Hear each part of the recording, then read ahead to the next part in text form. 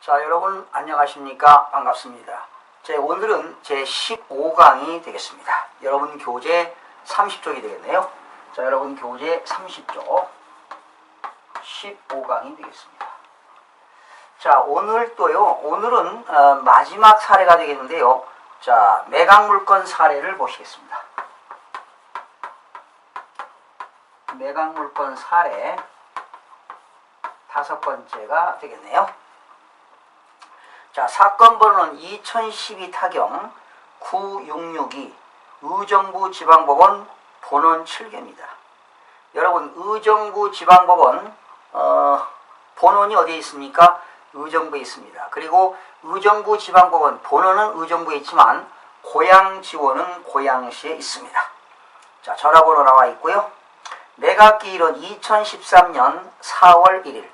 전국에 있는 모든 법원은 10시에 경매를 시작합니다. 그런데 의정부 지방법원은 10시 30분에 시작합니다. 자, 소재지는요, 경기도 양주시 은현면 용암리 537의 1번지입니다. 물건 종별은 주택입니다. 토지 면적은 4,476제곱미터, 건물 면적은 224.5제곱미터, 매각 물건은 토지 건물 일괄 매각이 되겠습니다. 사건 접수는요, 2012년 3월 7일. 이 사건 접수라고 하는 것은 채권자가 법원에다가 경매를 신청한 날이 되겠습니다.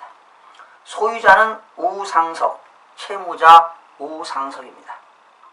채권자는 수협중앙회가 되겠습니다. 입찰 방법은 기일입찰, 당일날 개찰하고 당일날 입찰하고 당일날 개찰하는 것이 기일입찰이 되겠습니다. 감정가는 11억 6,893만 3,600원.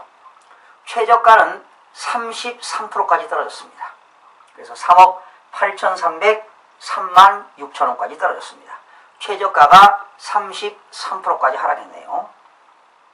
그러면 매수 신청 보증금은 최저가 3억 8,303만 6천원의 10%, 3,831만원, 반원을 매서 31만원 매수 신청 보증금을 넣으면 되겠습니다.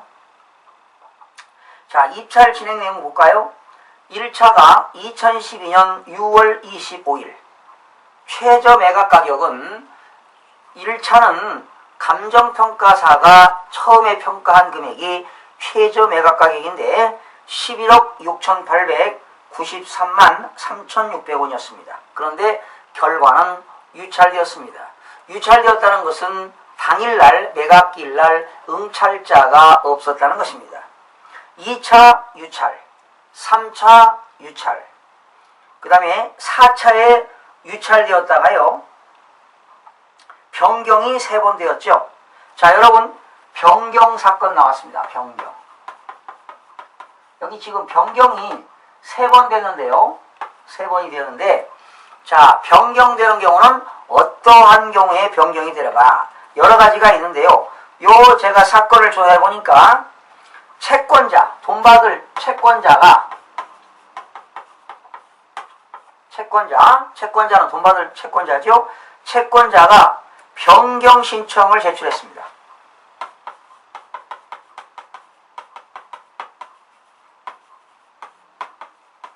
채권자가 변경되었다. 원래 이 채권자는요, 뭐였느냐면 수협중앙이었습니다.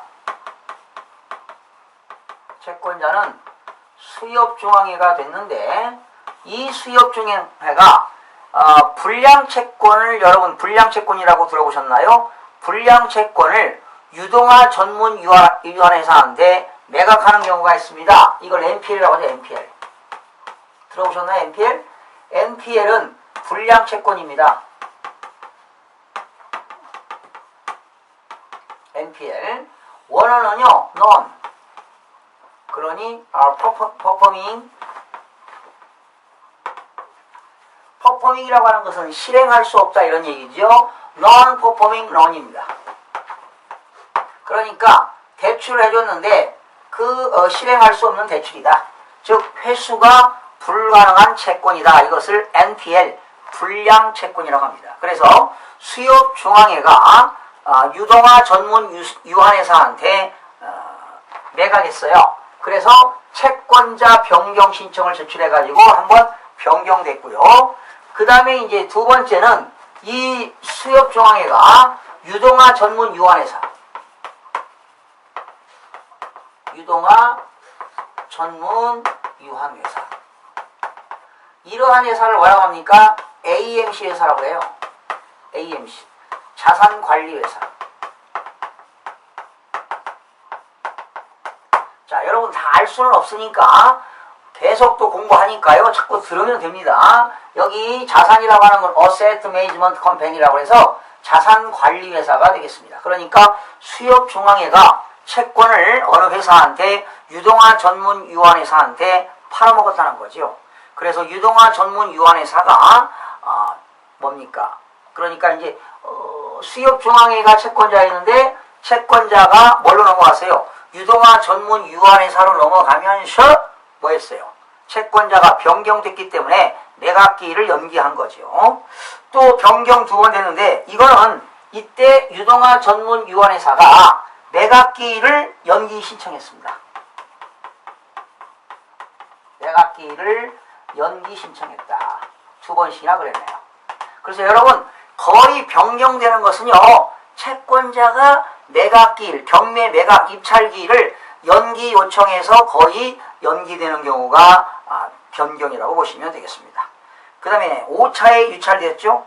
자, 여러분 메모해보세요. 거기 6차예요. 6차에 매각이 되었습니다. 6차 최저가격이 얼마였나요? 6차에 최저 매각 가격이 3억 8,300 03만 6천 원이었네요. 이때 6차에 매각이 됐습니다. 자, 거기 책에는 안 나왔는데 여러분 메모해 보시기 바랍니다. 매각이 이병호 씨가 매각했네요. 이병호 씨가 샀어요. 이날 응찰자는 2명 왔고요. 어휴, 많이 썼네요. 7억 3,851만 934원입니다. 여러분 지금 3억 8천까지 떨어졌는데 1등이 7억 3천을 썼어요. 너무 많이 쓰지 않았나요? 그렇죠? 그랬을 때 지금 이건 6차 가격인데 5차 가격이 있대. 5차 가격. 5차 가격이 얼마였어요? 4억 7,800이었어요. 4억 7,879만 5천 원이었는데 이때 들어갔으면 단독으로 입찰이 될 가능성이 높죠. 그래서 여러분 경매는 매수 타이밍입니다. 매수 타이밍. 적은 금액으로 단독으로 입찰해갖고 1등하는 것이 이런 것들이 스트레스를 받지 않습니다. 여러분 이 사람은 2등은 만약에 4억 썼다. 최고가 1등이 뭡니까? 7억 3,800 썼어요. 이렇게 1등 쓴 사람을 뭐라고 하죠? 최고가 매수 신고이라고 하는 거죠. 2등을 뭐라고 합니까? 차순위 매수 신고이라고 합니다. 그런데 무조건 2등이라고 해서 차순위가 되는 건 아닙니다. 민사집행법에서 차순위의 요건이 되어지는 경우가 있는데 나중에 또 설명드리도록 하겠습니다. 자, 그러면 이게 6차가 며칠이었나요? 4월 1일이었죠? 그러면 일주일 후에 4월 8일 날 뭐가 떨어질까요? 매각 결정기일이 뜹니다. 항상 매각 결정기일은 일주일 후에 이루어집니다. 그리고 이제 5월 15일까지가 대금 지급 기한일이 되겠네요. 잔금 납부 대금 지급 기한일이다 라는 겁니다. 이날까지 잔금 납부하는 날이 되겠습니다. 그래서 일반 부동산은요, 등기를 소유권 이전 등기를 해야 등기를 해야 소유권을 취득하지만 법원에서는 경매물건은 잔금만 지급하면 소유권 이전 등기에 관계없이 취득으로 인정하는 것이 민사집행법의 장점이 되겠습니다. 자, 물건 현황 볼까요? 감정원은 배가 감정평가가 되겠고요. 항상 감정평가사가 감정한 그 가격 시점 2012년 4월 26일 날 감정사가 평가한 금액을 믿지 말라고 그랬죠. 이 4월 26일을 평가했을 때 고평가되었는가 저평가되었는가를 반드시 확인해 볼 필요가 있습니다. 보존 등기라고 하는 것은 최초로 등기한 건데 97년 9월 30일 날 보존 등기가 됐습니다. 오른쪽에 보니까 목록에 보니까 토지가 나왔고 은현면 용암리 537-1번지 용도는요 계획관리적입니다. 자, 아직 토지공법에 나오는 국토계획 및 이용에 관한 법률에 용도지역에 있는데요. 나중에 또 강의하도록 하겠습니다. 오늘은 계획관리적이라고 나왔죠, 여러분? 그 계획관리적이라고 하는 것은요, 관리적에는 네 가지가 있죠. 아니, 세 가지. 계획관리가 있고, 생산관리가 있고, 보존관리가 있는데, 계획관리지역은 이렇게 생각하시면 됩니다. 도시화 예정지역이다. 메모해보세요. 계획관리지역은 도시화 예정지역이다. 이렇게 보시면 돼요. 도시지역이, 도시용지가 모자라면 관리지역에서 계획관리를 먼저 개발을 가능합니다. 그래서 계획관리적이고요. 양주시는 의정부시는 수도권 정비계획법에 의한 과밀억제권역이지만 파주, 또 포천, 양주 이런 데는 성장관리권역에 들어갑니다. 여기는 배출시설 설치 제한지역입니다. 그리고 여기는 반환공여구역입니다. 반환공여구역.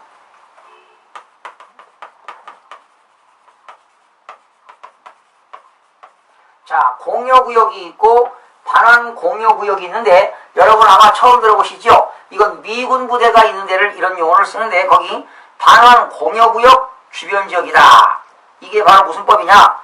여러분 한국에는 주한미군이 주둔하고 있죠? 주한미군 공여구역 주변지역 등 지원특별법입니다. 주한미군이 주둔하고 있는 지역은 특별지역으로 지정해가지고 여러가지 혜택을 주기 위해서 지원하기 위한 특별법이 만들어진 것이 있습니다. 그리고 여기는 상대정화구역, 학교보건법에 상대정화구역이라는 것은 인근에 뭐가 있다는 겁니다. 학교가 있다는 겁니다. 학교. 자, 지금 다양한 법률들이 나오는데요. 뭐 다 할 수는 없지만 한번 그래도 살펴보도록 하겠습니다. 학교보건법에는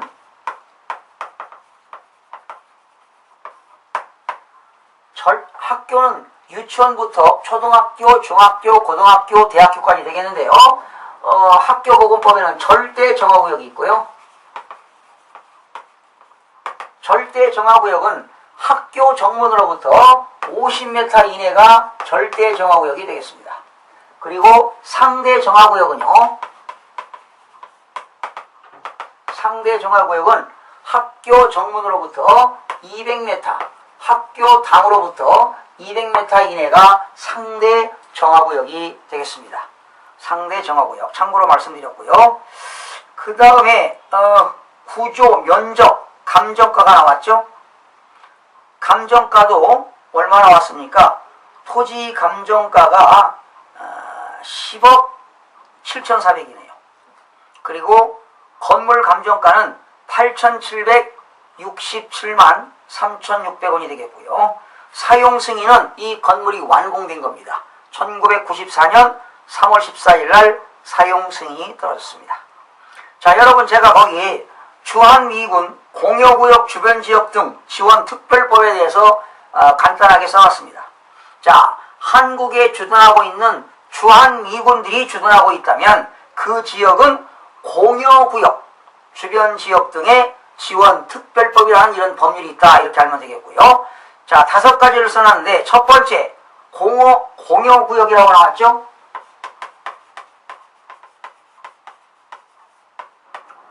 공여구역이라고 하는 것은요, 대한민국과 아메리카 합중국 간의 상호 방위조약 제4조에 의한 시설과 구역 및 대한민국에서 합중국 군대의 지휘에 관한 협정에 대한 대한민국이 말이죠. 한마디로 해서 대한민국이 미 합중국에게 주한미군들이 사용할 수 있도록 제공한 시설과 구역을 말한다.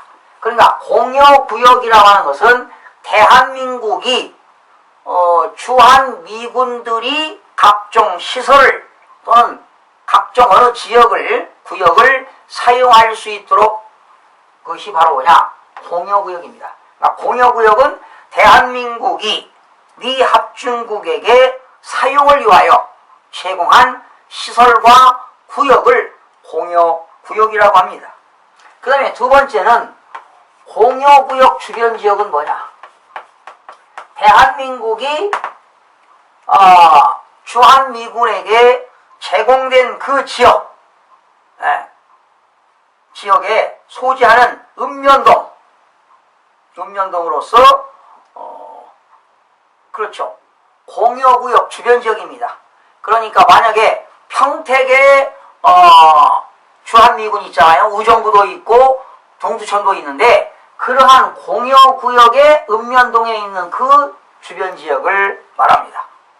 그 다음에 세 번째, 반환 공여구역입니다.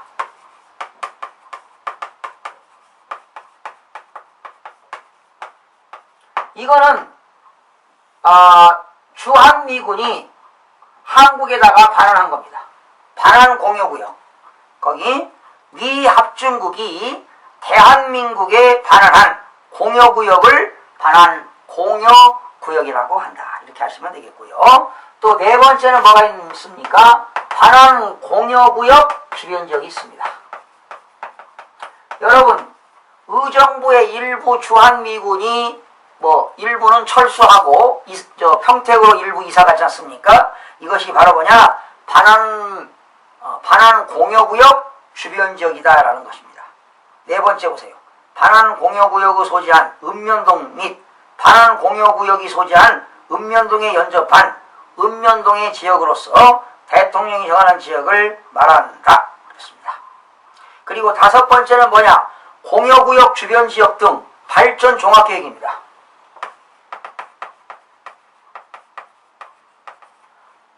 공여구역 주변 지역 등 공여구역 주변 지역 등 발전 종합계획.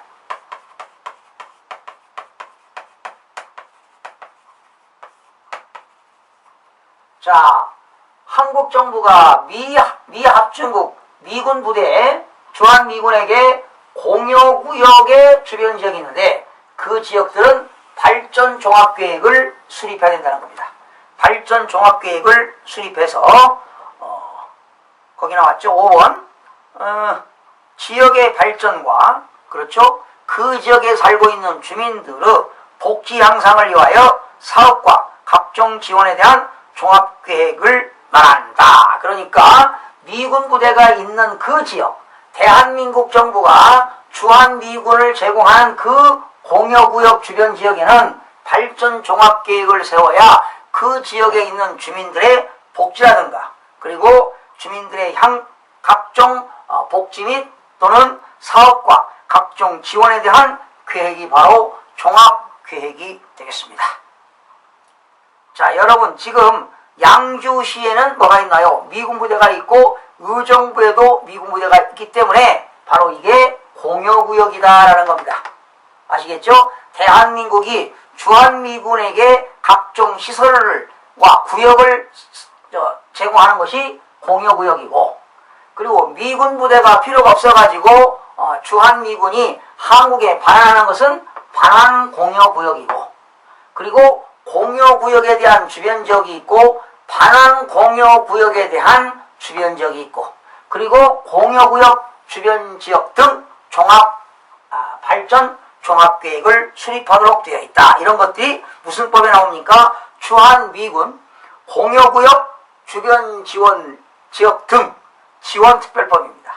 주한미군 공여구역 주변 지역 등 지원특별법에 이런 내용들이 나와 있습니다. 참 별의별 법이 다 있죠. 제시의 건물 나와 있는데요. 참고로 보시고요. 현황위치 서정대학교 북동쪽 인근에 위치하여 주인은 단독주택 및 농경지, 중, 소규모와 공장, 임야 등이 혼자는 지역이다. 자, 뒤에 넘겨보시고 본건까지는 차량 접근이 가능하며 인근에 버스 정류장이 소지하고 있다. 부정형 토지로서 나지 상태이며 일부 단독주택 건부지로 이용 중이다. 여러분, 건부지라고 하는 것은 토지 위에 건물이 있는 것을 건부지, 토지 위에 건물이 없는 것을 나대지라는 말을 씁니다. 지적도상 맹지나 인접 토지를 통해서 차량 접근이 가능하다. 자, 임차인의 현황 나왔습니다. 말소 기준 권리는 2010년 12월 10일인데요. 여러분, 말소 기준 권리는 뭐가 있죠? 말소 기준 권리를 정해놓고 앞에 있는 건 뭐야? 인수. 말소 기준 권리 뒤에 있는 건 소멸인데, 말소 기준 권리는 뭐가 있다? 압류, 가압류, 저당, 근저당, 담보가등기, 강제경매, 개시결정, 기입등기. 경우에 따라서는 전세권자가 경매를 신청했을 때는 전세권이 말소기준 권리가 될 수도 있다.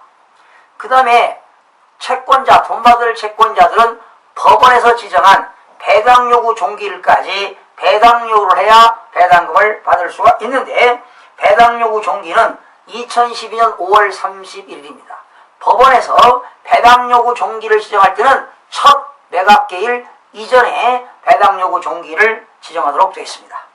임차인은 이기명. 전유 부분은 주거용 전부 방 4칸. 보증금은 3천. 전입일은 2012년 2월 24일. 확정일자도 2012년 2월 24일. 배당요구는 이기명이가 5월 17일 날 법원에다가 배당요구를 했습니다. 임차인 2명이죠. 최종 시기는 전입일이 2008년 3월 28일. 확정일자는 미상이고 배당요구도 없었습니다. 자, 읽어보시고요. 건물 등기부와 토지 등기부가 나와 있는데, 자, 순위, 등기 목적, 접수 일자, 권리자, 청구 금액, 기타 사항, 소멸 여부 나왔습니다. 1번, 소유권 이전인데요. 이무경매로 낙찰받았네요. 2004년 10월 18일 날. 그 당시 소유자는 누구였나요? 김종선입니다. 36-1은 36년생이라는 얘기입니다. 그 당시 경매 사건은 2001-60807. 그 당시 김종선 씨가 감정가는 7억 4,537만 4,600원이었는데 낙찰 얼마 받았습니까? 2억 5,673만 원의 낙찰을 받았습니다. 그래가지고 2004년도에 낙찰을 받아가지고 2010년 11월 19일 날 소유권을 넘겼습니다. 소유권을 넘겼어요. 그리고 제일 높아는 게 뭡니까? 3번 근저당이죠. 3번 근저당.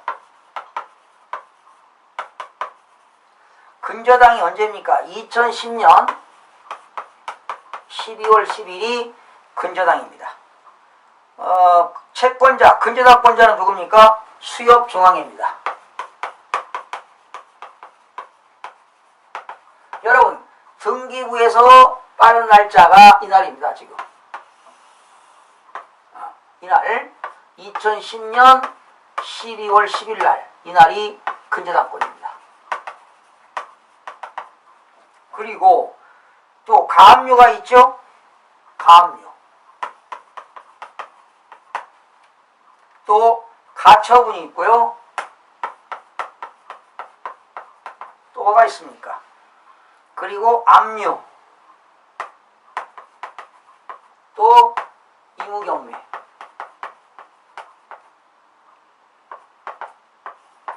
또 뭐가 있나요? 가압류. 그러면 결과적으로 등기부상에서 제일 높아하는 게 뭡니까? 여기죠. 근저당. 이게 2010년 12월 10일 이날이 제일 높아하는데, 이날이 바로 말소기준 권리가 되겠습니다. 그렇기 때문에 뒤에 있는 건 다 어떻게 됩니까? 소멸되겠죠. 그런데 여러분, 거기 이기명 씨는 말이죠, 언제 전입했나요? 이기명 씨는 2012년 2월 14일. 이기명 씨는 후순위 임차인입니다. 그쵸? 말소 기준 권리 뒤에 있으니까 후순위 임차인입니다.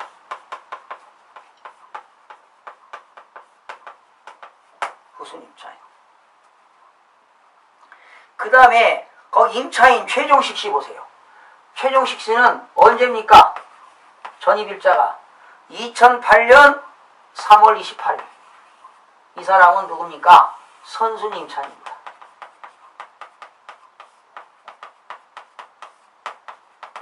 그런데 이 후순위 임차인 이기명 씨는 법원에다가 배당 요구를 했습니다. 그럼 배당금 받겠죠. 그렇죠? 그런데 이 선순위 임차인 누굽니까? 최종식 씨. 이 사람은 배당 요구 안 했습니다. 배당 요구 안 했습니다. 그러면 말소 기준 권리 앞에 있으니까 임차인은 선순위 임차인인데 선순위 임차인이 배당 요구 안 했어요. 안 했다는 건 뭐지요? 여기서 거주하겠다는 의사가 있다는 거지요. 그러면 이거는 낙찰자는 어떻게 됩니까? 낙찰을 받고 선순위 임차인을 뭐 해야 된다? 인수해야 된다는 겁니다. 그러니까 얘가 받지 못한 보증금은 낙찰자가 다 뭐 한다? 인수한다는 얘기입니다. 그래서 이렇게 가격이 많이 떨어진 것 같습니다. 자, 토지 등기부도 나와 있죠. 그리고 여러분 오른쪽 33페이지 보시게 되면 주의사항 나왔는데 최종식은 전입일상 대항력이 있습니다. 그렇죠? 근저당권보다 먼저 전입되어 있기 때문에 대항력이 있으므로 보증금이 있는 임차인일 경우는 인수여지가 있어 주의가 요망된다 그랬습니다. 바로 선순위 임차인은 낙찰자가 뭐 한다? 인수한다라는 것입니다. 그러면 이 선순위 임차인은 임대차 계약기간 남아있는 기간 동안 거주할 의무가 있습니다. 그러나 후순위 임차인은 어떻게 됩니까? 후순위 임차인은 바로 인도명령 대상자입니다. 이 말은 점유를 풀고 집을 비워줄 의무가 있다는 것입니다. 또한 법원에서 배당 요구를 했는데 배당금을 받으려게 되면은 어떻게 됩니까? 이 낙찰자가 명도 확인을 끊어줘야 됩니다. 그리고 낙찰자의 인감증명을 첨부해야만이 이 후순위 임차인은 법원에서 배당금을 받을 수가 있는 이야기입니다. 자, 이렇게 해서 기본적인 거 한번 해봤는데요. 그리고 이 문제에서는 가처분이 뒤에 있죠. 여기 말소 기준 권리 앞에 가처분이 있다면 어떻게 될까요? 인수가 되겠죠. 그런데 뒤에 가처분이 있으니까 이거 뭐가 된다? 소멸되는 겁니다. 그러니까 말소 기준 권리 저당, 압류, 가압류, 저당, 근저당, 담보가 등기, 강제경매 개시결정, 기입등기 그런 것들 앞에 있는 가처분은 낙찰자가 뭐 한다? 인수하니까 이건 낙찰받으면 안 되겠지요. 그러나 말소 기준 권리 뒤에 있는 가처분은 어떻게 된다? 소멸됩니다. 여기 근저당 말소 기준 권리에서 가압류, 가처분, 압류, 임의경매, 가압류 다 어떻게 된다? 소멸된다는 것을 알아두시면 되겠습니다. 자, 여기서는 오늘 아주 이런 거 공부해 보셨죠? 반원 공여구역. 공여구역이라고 하는 것은 대한민국이 주한미군에게 각종 시설과 사용할 수 있는 구역을 제공하는 것을 공여구역이라고 하고요. 또 미군 부대가 주한미군이 사용하다가 필요가 없게 되면 대한민국 정부에다가 반환하는 것을 반환 공여구역이다. 또한 공여구역과 반환 공여구역의 주위에서 주위 읍면동에 있는 지역을 뭐라고 한다? 주변지역이다. 공여구역 주변지역, 반환 공여구역 주변지역. 그래서 법이 뭡니까? 주한미군 공여구역 주변지원 등 지원 특별법에 대해서 한번 이런 법이 있다는 것도 알아보셨고요. 공여구역이라는 것도 알았고 반환 공여구역이라는 것도 알아봤습니다.